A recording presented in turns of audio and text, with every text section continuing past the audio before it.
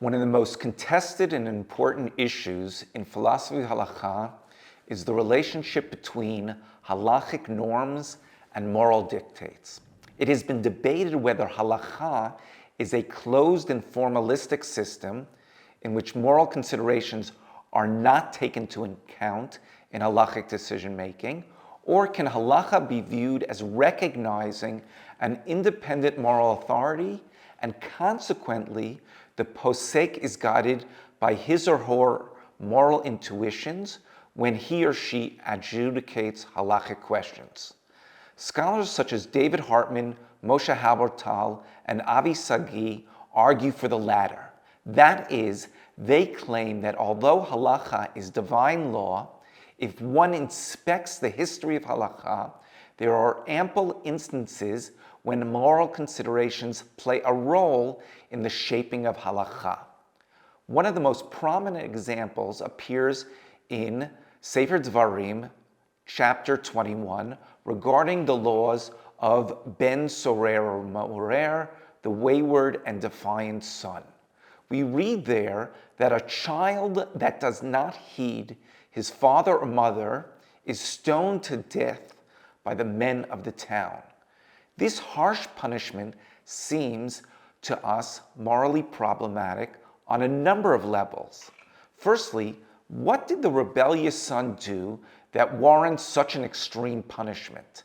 Secondly, how can we allow for capital punishment for a minor and not allow for the chance that he will rehabilitate himself as he grows older?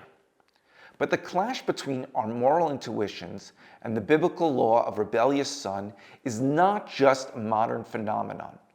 The moral quandary was also felt by the Talmudic sages who in chapter 8 of Tractate Sanhedrin drastically reworked the law.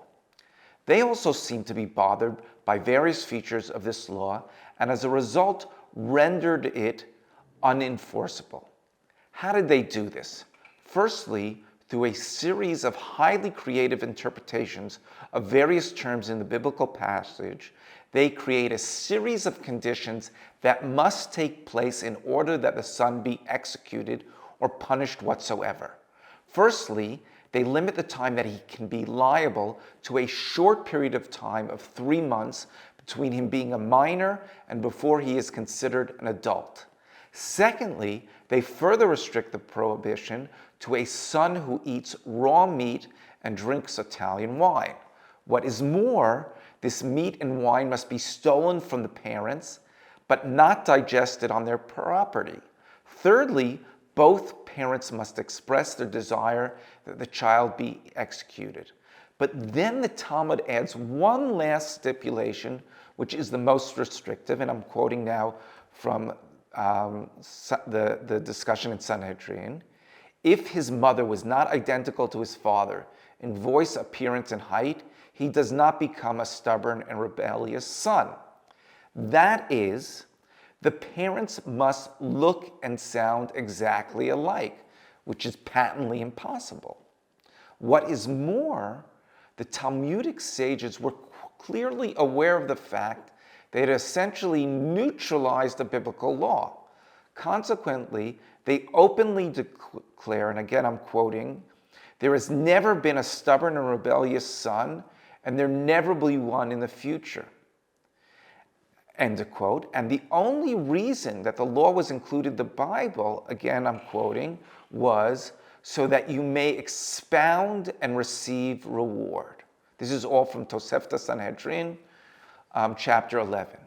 So despite their unwillingness to accept the law as it was formulated in the Bible, the sages clearly believed that the law was divinely revealed and obligated him, but they equally upheld the belief that their merciful God, El Rachum V'Chanun, could not command a cruel or unjust law.